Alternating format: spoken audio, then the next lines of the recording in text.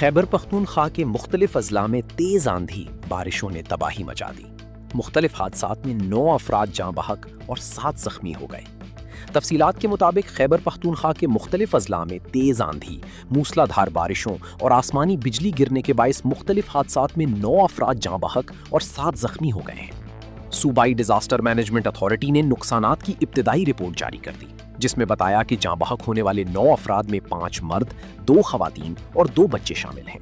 اس کے علاوہ مختلف واقعات میں 7 افراد زخمی بھی ہوئے ہیں۔ واقعات ڈیرہ اسماعیل خان، ڈی آئی خان، دیر اپر، کوہاٹ اور اورکزئی کے اضلاع میں پیش آئے۔ تیز آندھی اور بارشوں کے باعث مجموعی طور پر 4 گھروں کو نقصان پہنچا، جن میں سے 3 گھروں کو جزوی جبکہ 1 گھر کو مکمل طور پر نقصان پہنچا ہے۔ D G P D M A نے متعلقہ ضلعی انتظامیہ کو ہدایت کی ہے کہ متاثرہ خاندانوں کو فوری طور پر امدادی سامان فراہم کیا جائے اور ریسکیو آپریشن کو مزید تیز کیا جائے۔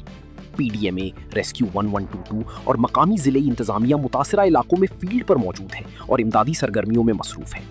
موجودہ موسمی صورتحال کے پیش نظر عوام کو ہدایت کی گئی ہے کہ وہ غیر ضروری سفر سے مکمل گریز کریں اور بالخصوص حساس سیاحتی مقامات کا رخ نہ کریں۔